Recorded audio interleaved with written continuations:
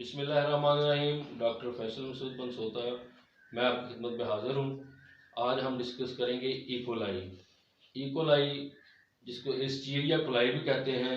दरअसल एक बैक्टीरिया है, एक ऐसा जरसूमा है जो कि ब्रॉयलर में और लेयर दोनों में मोर्टेलिटी की वजह बनता है या शराबाद की वजह बनता है।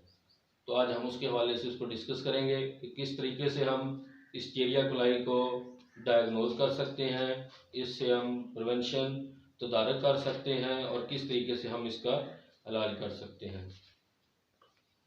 तो जनाब ईकोलाई एस्चेरिया कोलाई को ईकोलाई कहते हैं। ये मैं अपने फार्मर भाइयों की सहूलत के लिए उनको बता रहा हूँ। ये एक बैक्टीरिया है, ये जरसूमे की एक किस्म है बैक्टीरिया जो कि परिंदों को बुरी तरह से मुतासर करता है।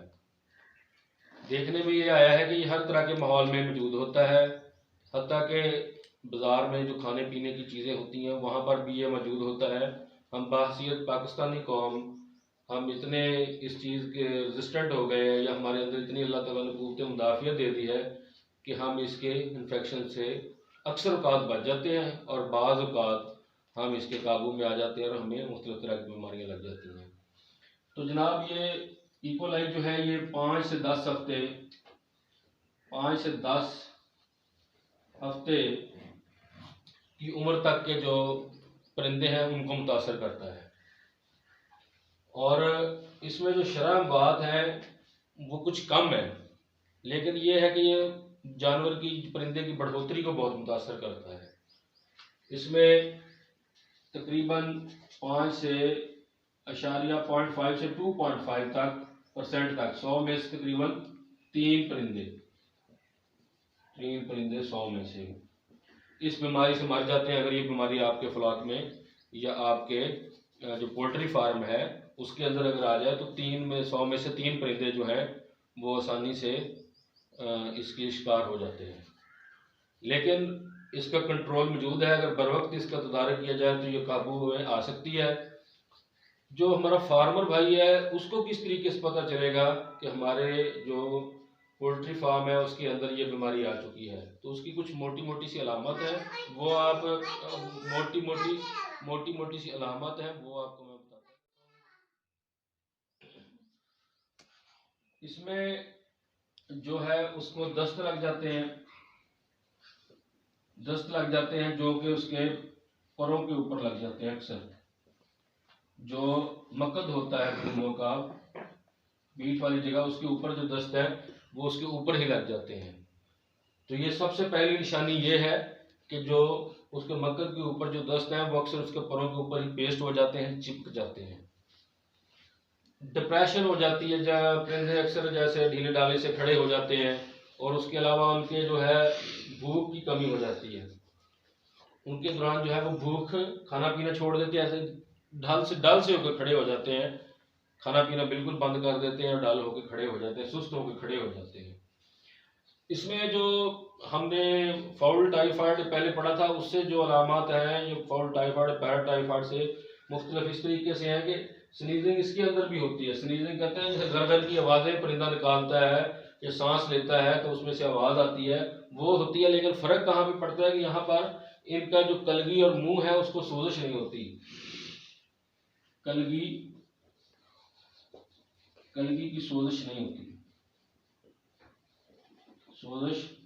होती और बाकी जो अलामत है वो उस तरीके से मौजूद होती हैं। जब हम चूँकि परिंदों का तरीका कार जो है बीमारी जांचने का वो पोस्टमार्टम होता है, पोस्टमार्टम के ज़रिए ही हम जो है वो उसकी बीमारी का पता चलाते हैं कि जनाब परिंदे को कौन सी बीमारी है।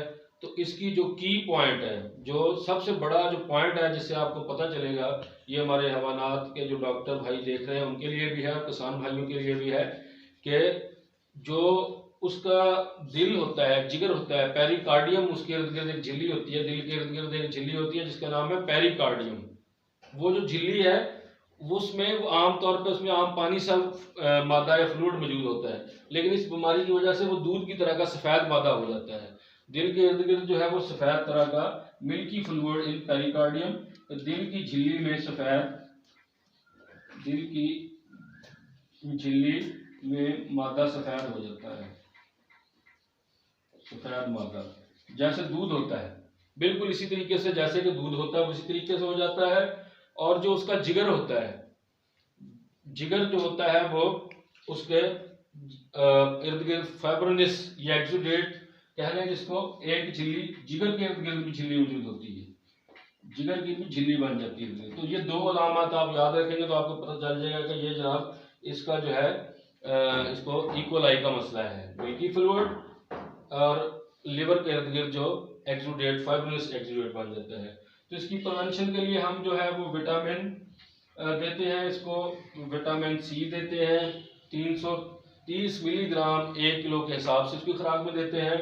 और अंडों को हम गर्म पानी से धोते हैं ताकि वो उसके इर्द गिर्द जो है वो जरासीम मार जाए। जरासीम को मारने के लिए गर्म पानी से, जरासीम गर्म पानी से मारने के लिए गर्म पानी का इस्तेमाल किया जाता है अंडों में। और इसके जो इलाज है उसमें फ्यूराजोलाडोल इस्तेमाल होता है, इसके अलावा स्ट्रेप्टोमाइसिन इस्तेमाल होती है, विटामिन सी 330 मिलीग्राम इस्तेमाल होता है 1 केजी फीड के हिसाब से। विटामिन ई तकरीबन 300 मिलीग्राम जो है वो 1 केजी फीड में इस्तेमाल होता है। और फ्यूराजोलाडोल जो है ये मुख्तलिफ मकदार तकरीबन 2 ग्राम पर लीटर के हिसाब से भी इस्तेमाल कर लिया जाता है। तो ये है जनाब वो मुख्तसर सा इकोलाई का तारफ़। तो इस तरीके से हम अपने परिंदों को महफूज रख सकते हैं। शुक्रिया।